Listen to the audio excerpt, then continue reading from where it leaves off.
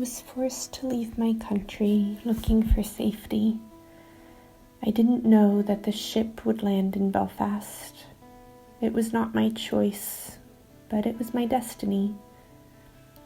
It seems that my destiny is too wonderful, and I am very happy.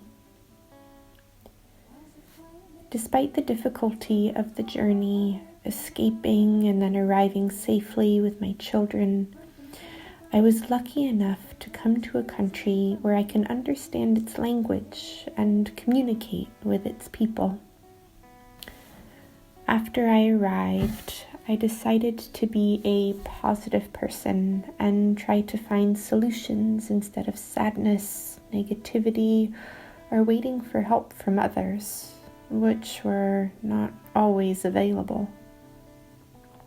Of course, there were difficulties at the beginning, and there still are, but my desire to stabilize my family and children was my biggest motivation and my biggest worry. Every day I had to answer tens of questions from my 4 children about leaving our country, how long we have to stay here, if this is our new home. They have a lot of different feelings and ways to show me how angry they are. One of them refused to go to school because the other kids tell him, "Your mom is feeding you from the tax money that my parents are paying." Another would cry the whole night or become so worried and panicked if someone knocks at the door. They think someone can take their mom away. Have nightmares. There was a lot of complication and stress for me. And in addition to all of that, I had to handle all of the looks, words, and racist behavior from strangers. I felt as if it were written on my forehead, the words, "asylum seeker." One night I had a discussion with my eldest son, and he said, "Mom, why are we here? Have we done something wrong? Why have we left everything back?" He accused me that I damaged his life and future. I felt miserable, spent the whole night crying. Then my little girl, who was 2 years old at the time, came to me and said, "Mommy, I never saw you crying, and you have a beautiful smile, and I like to see you smiling." At that moment, I decided not to let my kids down, that I had to bring myself back and start to put together a plan. At the first stage, my priority was submitting my asylum application. The most painful and humiliating part was that my kids had to attend all of my home office interviews because there was no one else to take care of them. They had to hear details about what happened back home to their own mom, and when I saw their tears and reactions, I decided to hide some important details because I didn't want to hurt them more. At that moment, I wish I was killed before all this happened to my kids. After that, registering my children in schools and starting to work was my next step. But it seems my expectations were too optimistic. Regarding the children, my main concern was their emotional states. I thought there wouldn't be any difficulty in registering them in schools, but unfortunately it took around 2 months for them to start. And that was due to a lack of knowledge I had of the education system in Northern Ireland, which is very different from ours. I was lucky enough to meet good people who later became my friends, and they guided and supported me.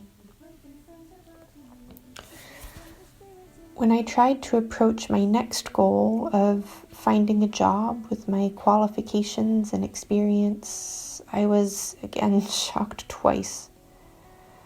First, when I knew that asylum seekers are not allowed to work, and so I have to live on only £5 per day. Second, I couldn't apply for a provisional driving license before my application is accepted and am granted refugee status.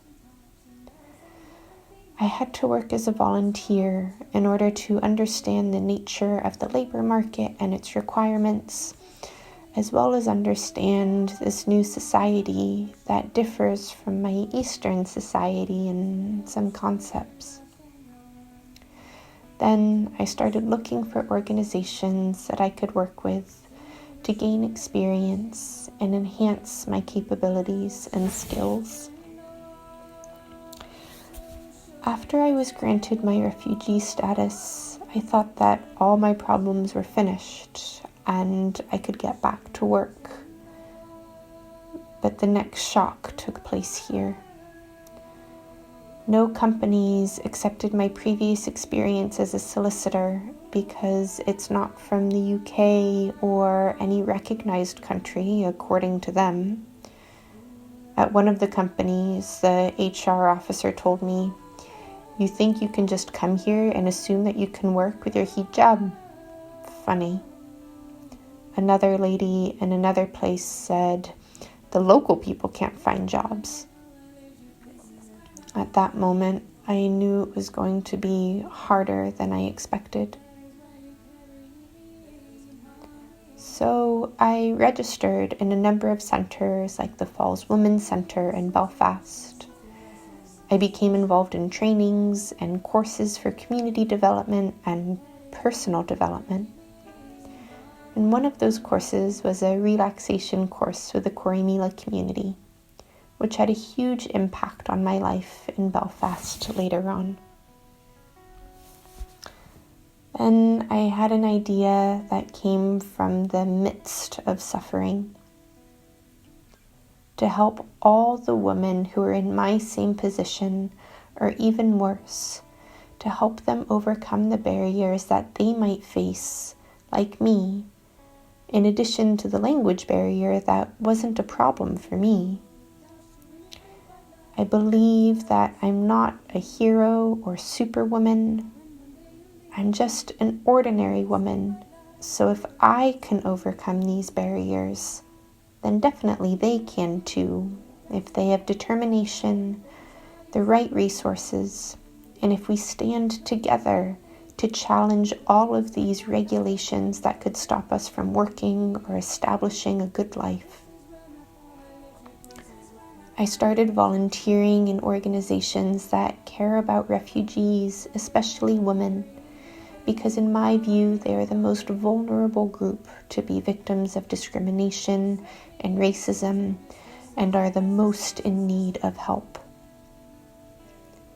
I participated in the establishment and formation of Sawa for Women, an organization that aims to provide free services in all aspects that women may need in their journey to building a happy life in Northern Ireland. This includes helping women meet challenges in housing, education, health, discrimination, hate crime, and passing their driving theory test. Now I am working as a self-employed interpreter and still volunteer in different organizations to empower women and pay back whatever I can to the community. At the end, I just want to emphasize that being positive is the only way to help yourself and others, but at the same time, this is not enough without the governmental and non-governmental organizations' support to give us a chance to show how capable we are. Please support our campaigns to help women refugees and asylum seekers. Give asylum seekers right to work. Provide childcare for single moms at home office interviews. offer mental health support, spread awareness about them in schools and communities. And thanks to the Corrymeela community for helping me get myself back and making me feel valued again, not only just a refugee. And thanks, Northern Ireland, for welcoming us and all the valuable efforts and support.